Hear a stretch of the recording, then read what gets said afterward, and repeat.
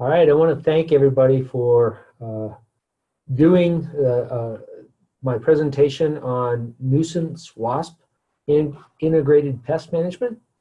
My name is Scott Shell. I'm the Extension Entomology Specialist at the University of Wyoming.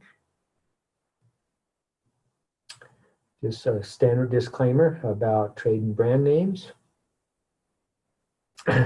So when we talk wasp pests, the two worst species as far as being nuisance pests in the region, the western United States, are the western and common yellowjackets. In Wyoming in particular, the western yellowjacket is most frequently the pest. And this diagram here shows the abdomen of a yellowjacket, and the color pattern can be used to help determine species. Western yellowjackets have this kind of half diamond on this portion of their abdomen. In western yellowjacket, it's got the similar bold and black and yellow coloration that they have. What makes them the worst species are because they have a tendency to scavenge, and they will scavenge both sweet substances and or meat or fat. So they are attracted in late summer to picnics or outdoor dining areas, and can be quite aggressive, and then also end up stinging people in the mouths when they get into pop cans or beer cans, and then accidentally people put them to their lips. So certainly those two are worse because of that. That brings them into contact with humans. They will, like say, scavenge. They'll scavenge meat. And they generally hunt low on the ground, and to scavenge. They will forage a long ways from their nests. They only forage as far as they have to find the food that they then take back to the nest to feed to their the growing brood of sisters. They will also attack honeybee colonies. When the honeybee colonies are too weak to defend themselves, they will raid them for both the pupa and honey stores, and in the process will also kill worker honeybees trying to defend their colony. So they're all around bad actors in the insect world. Another part that makes them the worst for being a pest is they can invade underground cavities, such as the irrigation control boxes. These holes make ideal entrances, and they have a ready-made cavity. You can see here, and this is a big plant pot of some sort that they removed to show the underground nest that these species can build. And it can be quite extensive, and the tunnel leading down to get to access to it can be fairly far from the surface. The prairie yellowjacket is another species that nests in the ground, but they're primarily an insect predator. They don't scavenge for food. So other than being a nuisance, if they got into irrigation control, they're not quite as bad. Bumblebees will also nest in cavities too, and bumblebees are quite different in appearance from yellowjackets. And in most cases, they're not nearly the nuisance. They're mainly interested in flowers, but if they're in a situation where they're coming into conflict with people, they've created a nest in an area where you're high traffic, they might pose a sting hazard, but they're nothing really to be sought out and exterminated. They're generally considered beneficial. The entrance to a ground nest will sometimes have some dirt piled around it, but many times, even though the nest can be the size of a basketball, and a lot of dirt has been excavated, you don't see it because the workers carry it off and dispose of it away from it, so they don't attract attention to the nest. This particular picture is one Whitney Cranshaw took, showing yellowjackets going into the entrance behind a retaining wall to a cavity they've constructed back in there.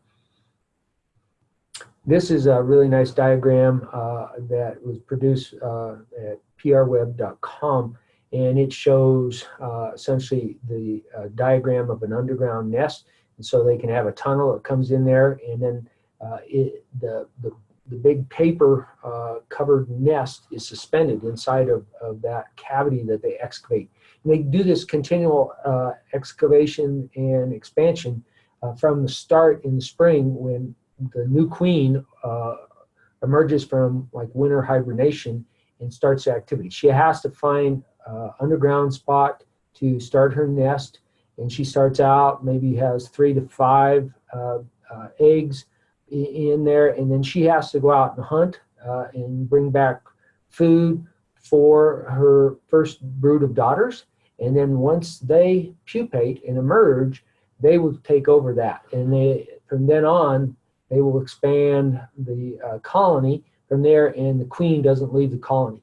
So by putting out your traps early in the season, you can hope to catch the queens, which will eliminate that colony, or her first brood of daughters, which can significantly stunt or maybe even eliminate the colony again. So early spring is a good time to start out with traps. You may not catch many, but the ones you catch may have a big impact on that the population later in the summer. You're probably not going to eliminate them because, as I said, they can travel up to 1,000 yards from their nest. And so in late summer, unless you have an extensive area of traps out, you'll probably have a few yellowjackets show up. Again, the late summer is usually when they come into conflict. The insect prey that they also look for, the immature caterpillars and those types of things that feed on the foliage, they are no longer available, and the population's at its peak. So you get lots of workers that are searching out for food sources. Early fall is when the new queens and males are produced, and that completes the cycle on the yellowjacket life cycle. We have a new pest in the United States, or relatively new. It's called the European paper wasp. It has coloration similar to yellowjackets. It creates an uncovered paper nest. They like to have overhead cover, and you can see here. So this is similar to the internal construction of a yellowjacket nest. They're larger, physically larger, and they fly with their hind legs drooping down. They are a predator of other insects, but they also have the ability to cause damage in fruit crops. And so like if you had, say, a cherry tree on your facility grounds, and at the time when those cherries are ripening, that will attract the European paper wasp. They have gold antenna. That's another way you can separate them out. But again, this part is probably the most important. They will utilize human structures to place their nests, and so can come into conflict because they will aggressively defend their nests from disturbance. Again, ripe fruit, insect honeydew, hummingbird feeders are a carbohydrate source that the adult workers will utilize for themselves, whereas they're hunting for meat protein to feed their sisters back in the nest. Bald-faced hornets are another one you might encounter. Many times they build their nests up in trees, but if they don't have trees to do that, they will also nest in shrubbery. And so that's when they're more of a hazard, because they also will aggressively defend their nests. They are not aggressive per se, they're not scavengers. And they're actually a source of control for yellowjackets. They'll often frequently prey heavily on large flying insects such as horseflies and yellowjackets. But again, in certain situations, you don't want them to their nests where people could come into conflict with them. Aerial yellowjacket is similar to the bald-faced hornet in that they prefer to nest up in trees, or where humans create good habitat is like the eaves of buildings, and then they can get overhead shelter to start their paper-covered nests, similar to the bald-faced hornet. Again, a little bit different on their pattern, on their abdomen, but and they don't scavenge. They're almost purely predatory, and so in some ways can be beneficial in preying on insects that feed on your trees and shrubs. But when they build on a structure and the nest gets this large, and if it's near a doorway or a window, something like that, where people can come into contact with it or the workers who might defend it, then it's a hazard. So how do you control them? Certainly, if wide-scale insecticide applications would have worked in the past, they would have probably been wiped out. But again, landscape-wide applications of insecticides don't work for yellowjackets. For the most part, that is due to the queen, and a lot of the workers that she produces are protected from insecticide applications. And then things like mosquito applications are actually, the dosage is way too small for yellowjackets. So even if they were flying at the time when the mosquito control program is done with insecticide, it wouldn't kill them. Probably the best thing that you can do to help reduce the amount of wasps is trapping, and early in the season. For the scavenging yellowjackets, the worst pest, hanging the traps low if you can. You know, you don't want to put them down where other creatures or kids or things like that can encounter them, unless it's out of sight, out of mind, or in restricted areas. Then having the traps down low will increase the catch of the major pest species. There are a lot of homemade trap plans and baits available on the internet, but I don't think it's a very practical solution, mainly for a facility like a golf course or parks and recreation type area. Again, you know, number one is the maintenance of them, and also weather resistance, whether they can withstand the force of wind or a hailstorm, something like that, without being trashed by the process. Oh, there we go. So another important part of integrated pest management is you know, multiple approaches. And so anywhere where you have food waste generated, having garbage cans that exclude the yellowjackets is going to help. It's also good for many other pests such as houseflies and blowflies. Good maintenance of those facilities to eliminate that as a food source that might attract them and bring them into conflict with people is important. The traps that are available, you want to make sure that it is suited for your region.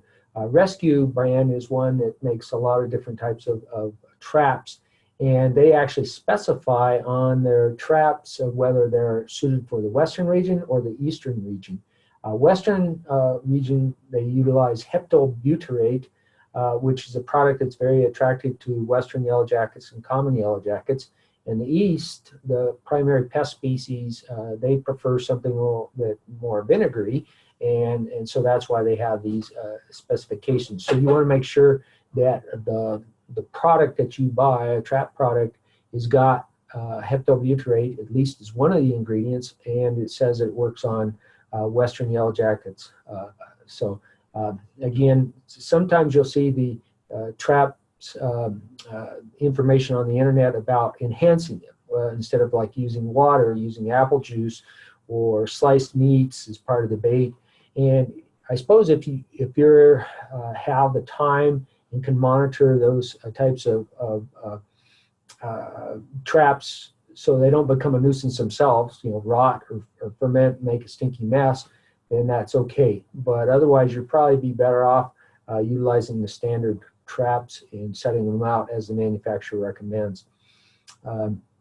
So how about spraying for nests? What I recommend, what I've had better success with, is forming formulations for ground nesting yellowjackets and doing it real early in the morning. So you know, if you find an entrance to a ground nesting yellowjacket nest, you can mark it and come back real early in the morning when they are at their lowest temperature, and spray the foaming agent into that. And so as the workers try to leave, they will get a dose and be killed. You'll probably have to do it multiple days because, as I said, unless you know, you can't get that insecticide down to the nest, so it'll be a multiple day operation to finally get a large nest cleaned up. But certainly anything that you want to use, you want to follow the label on. On structures, you want to make sure it says it's a non-staining product. So you know, you don't want to ruin your siding or make a stain on the paint. In those situations, you know, sometimes they talk about evening applications. If you illuminate the nest, you want to do it with light that you're not holding, because in the evening when they're still warm, workers will sometimes fly down the beam of light in response to a spray and can sting the person holding the light. So you want to make sure you can illuminate them and then hit them from the side with that spray. That might be a good idea. But again, follow the instructions on your products and make sure that they're non-staining, and you should be okay. Again, the ground nesters are difficult because it can be a fairly long distance between the opening of the ground and to the opening of the nest. Thinking about insects, there's been a lot of information about the decline of pollinators, and in response to that, there's been a lot of information generated about generating habitat for the pollinators. Now, a lot of times people, they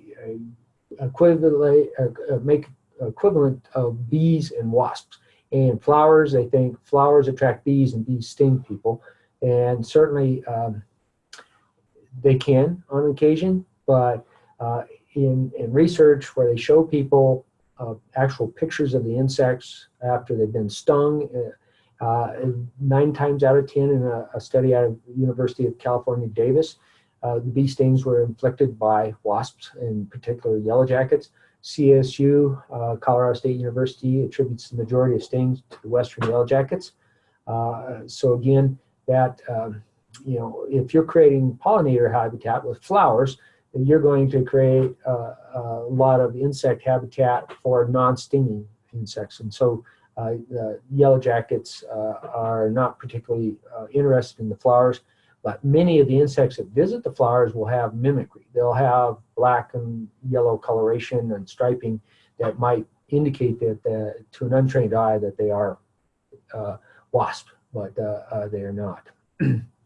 So again, most bees, honeybees have, in particular, good PR, except for maybe the killer branch of the family, and bee stings. And this probably relates to how they're depicted from childhood in cartoons. So yellow and black, bold coloration, and that really doesn't match. This is a honeybee, and she's being pretty clever because she's bypassing the pollen down here to get to the nectary in the long tubular flower. So if you have any questions, this is my misspelled title here, but I'm Scott Shell. Here's my phone number and my email.